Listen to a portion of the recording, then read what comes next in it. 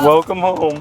As part of our Construction and Design Academy, we had a year-long focus for low-cost housing. We had a variety of tiny house designs, so we selected components from the best designs and kind of made a unified classroom design from there. So all student-led design and build project, the students have had their hands on every single step of the way. I know that I want to do something like hands-on, so like plumbing, electrical, or like construction, so this is really helpful. We were really creative using as many recycled materials and donations as possible, and ideally any funds that we made from selling the house could go to build the next one. This is like a bed, and then down here is a hair spa. We're deep into looking at housing building. We're gonna put the TV here. Employing students after graduation where they have the right skills to have a design or engineering career. So all of those post-secondary opportunities and partnerships are vital to our success as a high school.